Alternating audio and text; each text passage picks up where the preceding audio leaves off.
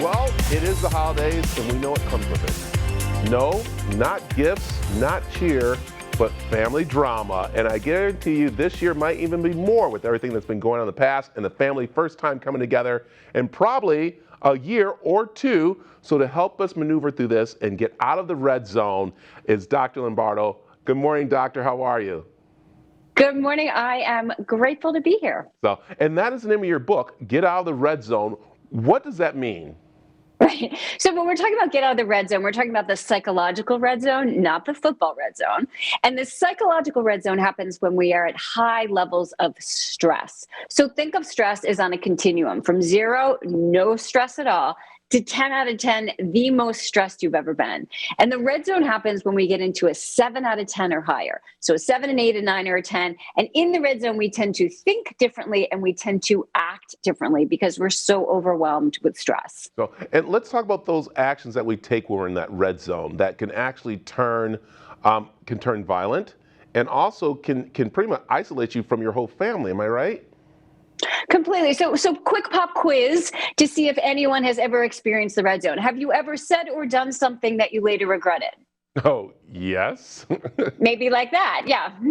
Have you ever procrastinated on an important project, avoided it?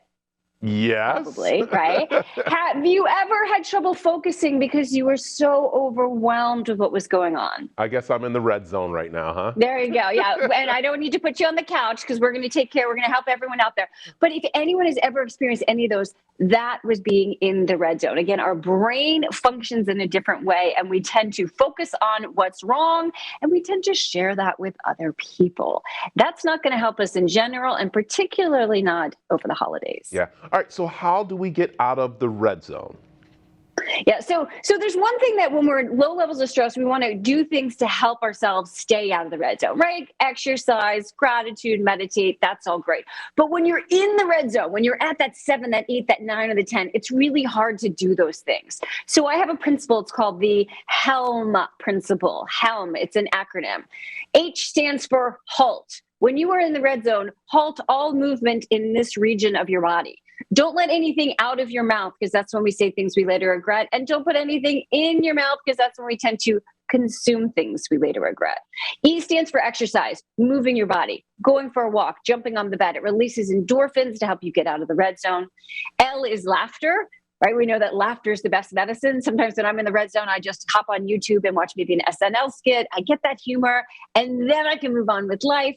And M stands for music, right? I'm sure you've heard a song that you hadn't heard in years or even decades, and it brought you back to a happier time. Music has a very powerful impact on our emotions. And a lot of my coaching clients actually keep a get out of the red zone playlist so they can listen to the music, get out of the red zone, and then they can deal with whatever's going on. And let me ask you, doctor, is it okay you're in that red zone with a family member and you want to get out, but they want to stay in? Is it okay to say, you know what? Let's just stop right now. I'm going to go for a walk, or I'm going to walk away from this. Or do you kind of like cater to them and let them go on for a while and then let them calm down? What's the thing you do there? Yeah, so you want to get out of the red zone as quickly as possible. You want to do it in a respectful way. So if you say, I need to get out of here, that's good for you, but they may interpret it as I don't care. So just follow that up with, I really care about you. I'm feeling overwhelmed right now. I don't want to say something I'm going to later regret that I don't really believe. Let me take a walk and then let's come back and have this conversation. So, and do you recommend maybe after, a couple glasses of eggnog not to have those kind of conversations? Yeah, maybe not to have a couple of glasses of eggnog if you know that could trigger you.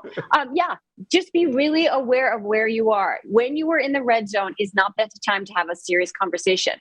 When someone else is in the red zone, it's not the time to have a conversation where you're trying to help them see your perspective. Because when people are in the red zone, they can only focus on what's wrong and their perspective. So this is not the time to try to teach them about your political beliefs or your thoughts about COVID. If they are in the red zone, they can't hear it. Okay, doctor, where can we find the book, Get Out of the Red Zone? You can find it at Amazon. It's a great gift for you and everyone who you love this holiday season. Thank you. And of course, if people want to find out more about what you're talking about, not just in the red zone, but other things, how can they find you? ElizabethLombardo.com. Perfect. Doctor, thanks for joining us this morning. Thank you.